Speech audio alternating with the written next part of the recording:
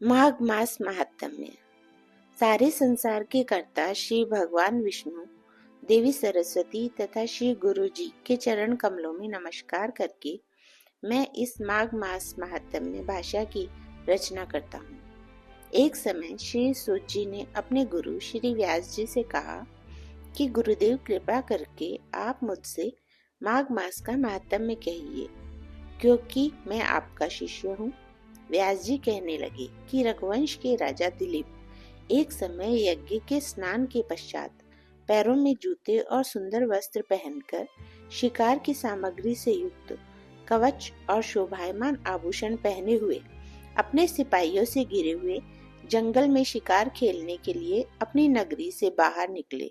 उनके सिपाही जंगल में शिकार के लिए मृग, व्याघ्र, सिंह आदि जंतुओं की तलाश में इधर उधर फिरने लगे। उस वन में वनस्थली अत्यंत शोभा को प्राप्त हो रही थी।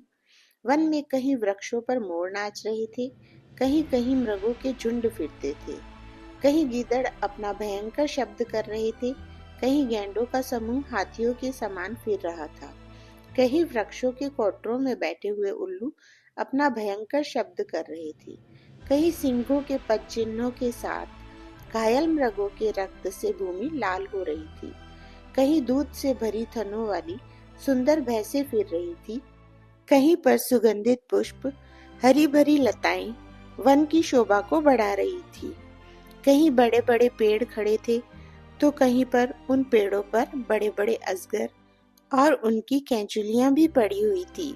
उसी समय राजा के सिपाहियों के बाजी की आवाज सुनकर एक मृग वन में से निकलकर भागने लगा और बड़ी बड़ी चौकड़ियां भरता हुआ आगे बढ़ा। राजा ने उसके पीछे अपना घोड़ा दौड़ाया, परंतु मृग पूरी शक्ति से भागने लगा।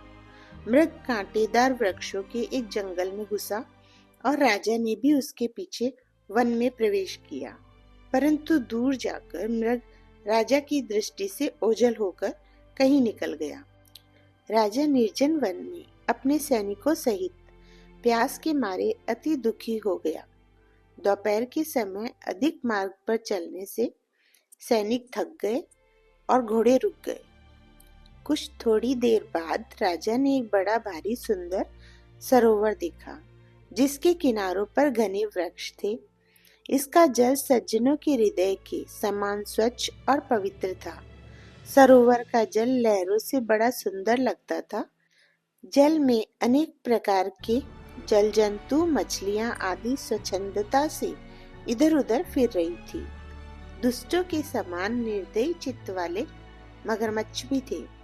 किसी किसी जगह लोभी के घर के समान सीमाल भी पड़ी हुई थी। जैसे विपत्ति में पड़े हुए लोगों के दुखों को हरने वाले दानी पुरुष के समान यह सरोवर अपने जल से सबको सुखी करता था। जैसे मेघ चातक के दुख को हरता है, इस सरोवर को देखकर राजा की थकावट दूर हो गई।